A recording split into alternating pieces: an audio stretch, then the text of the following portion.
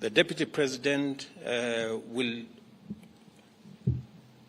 deputize the President in the execution of all President's functions that are allowed by the Constitution and law. He will chair cabinet committees. He will oversee the implementation of cabinet decisions across all ministries and departments. Number 4, he will coordinate intergovernmental relations between the national government and the county government, including chairing the Intergovernmental Budget and Economic Council, commonly known as IBEC. He will be the liaison between the constitutional commissions and independent offices in matters that require intervention by the national government, including budgets, policy formulation, and implementation of their recommendations.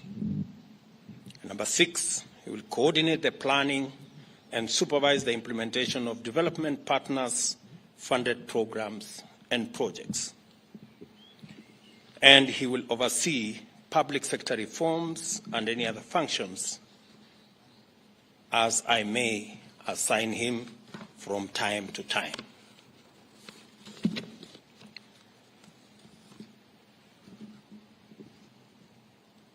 We have again the other very important position, and that is the position of the Prime Cabinet Secretary. And I have appointed my brother, Wycliffe Musalia Mudavadi, into that office. That office is probably the most senior office after the office of the President and Deputy President. And I have set out functions for that office. He will assist the President and Deputy President in the coordination and supervision of government ministries and state departments, in liaison with the ministry responsible for interior and national coordination, oversee the implementation of national government policies, programs, and projects. Number 3, he will chair and coordinate national government legislative agenda across all ministries and state departments in consultation with and for transmission to the party coalition leadership in both National Assembly and the Senate. He will facilitate interministerial coordination of cross-functional initiatives and programs. He will also coordinate, number 5, and supervise. He will coordinate and supervise the technical monitoring and evaluation of government policies, programs, and projects across ministries, and of course perform any other functions as I may assign him from time to time. The other appointments I have made this afternoon are appointments of ministers. The Minister for Interior and National Administration, the Honorable Professor Abraham Kithure Kindiki,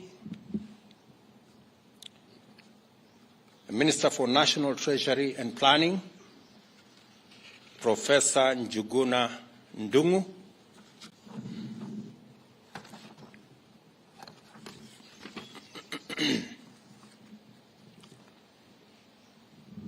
Public Service, Gender and Affirmative Action, the Honorable Aisha Jumwa Katana,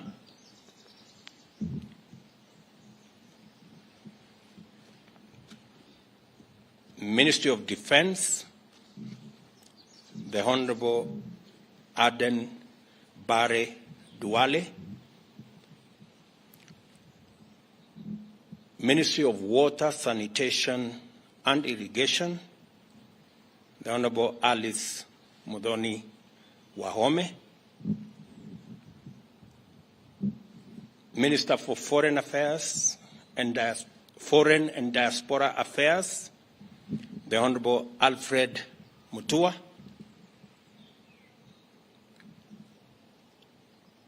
Minister for Trade, Investment and Industry, the Honorable Moses Kuria. The Minister for East African Community, Arid and Semi-Arid Lands and Regional Development, Rebecca Miano.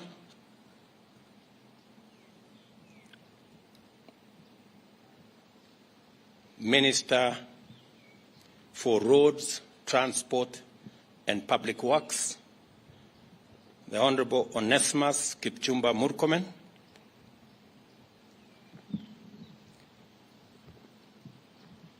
Minister for Environment and Forestry, the Honorable Rosalinda Soipan Tuya.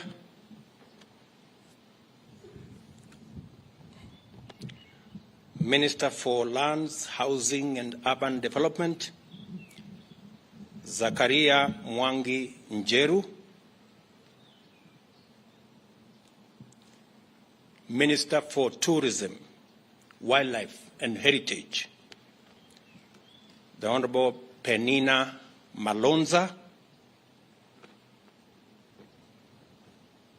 Minister for Agriculture, Livestock and Livestock Development, the Honorable Franklin Midhika Linturi.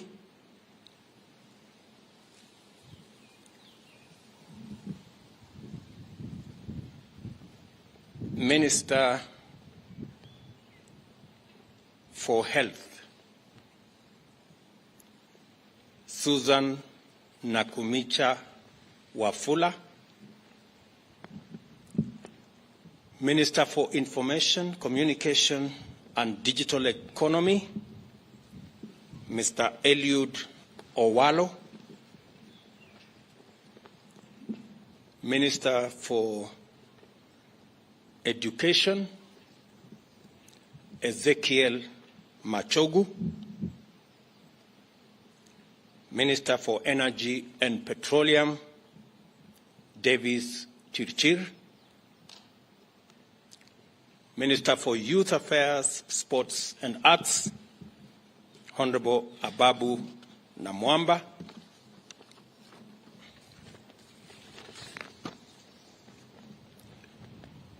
Minister for Cooperatives and Micro, Small and Medium Enterprise Development, Simon Chelugui. Minister for Mining, Blue Economy and Maritime Affairs, Salim Mvuria. Minister for Labor and Social Protection, for Florence. I have also made the following cabinet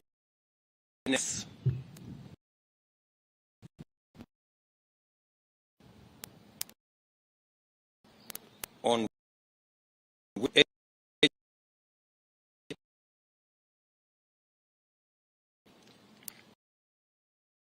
advisor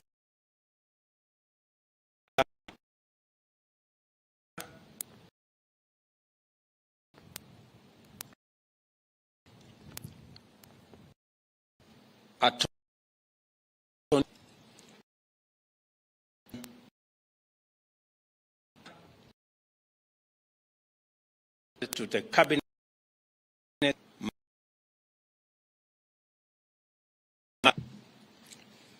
Those are the appointments I have made this afternoon.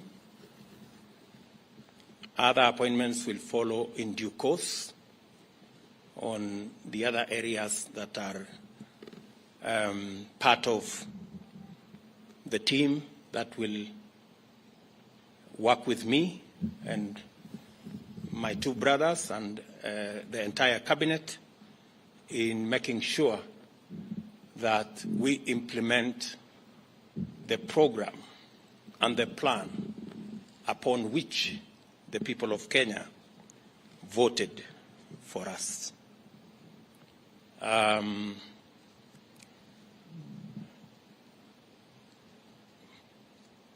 This afternoon also, I have received communication from the Inspector General of Police, Mr. Mutyambai, of his request to proceed on terminal leave because of his health situation. I have, after discussing with Mr. Mutyambai and in consideration of his service to our nation and his health situation, I have accepted that Mr. Mutyambai will proceed on terminal leave on the 6 months that he still has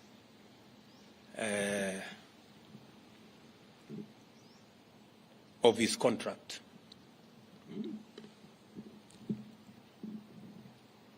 I have also received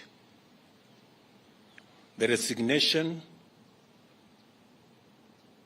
of the Director General of CID, Mr. Kinoti, and I have transmitted the same to the National Police Service to proceed with advertising that position. And meanwhile, they should get somebody to act in the place of Mr. Kinoti.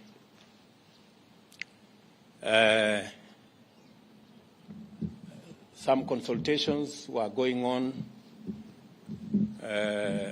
I wanted to confirm whether the gentleman I want to propose for Parliament to consider as the next Inspector General are concluded. Is there somebody? Get me Kinywa. Get me Kinywa. Bring the.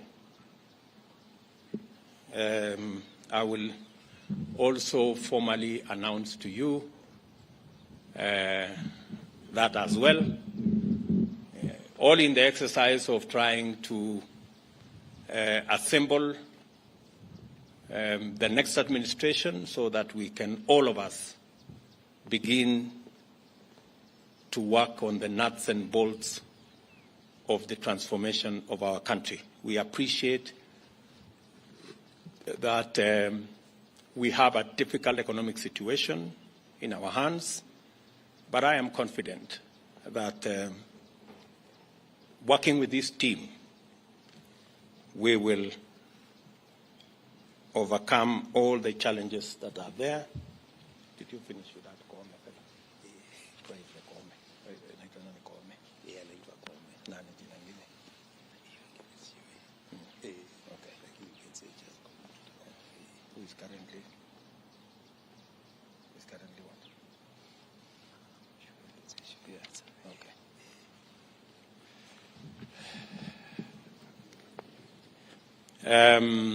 Once I conclude my consultations with the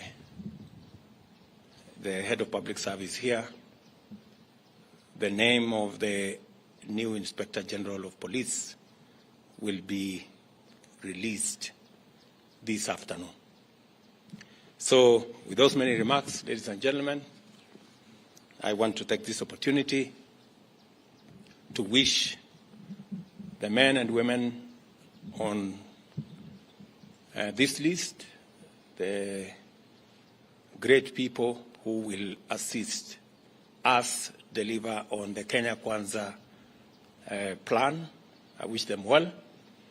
They will now proceed to Parliament for the exercise in Parliament so that Parliament can approve and give me the opportunity to finally conclude the appointment and get each and every member of this team to work.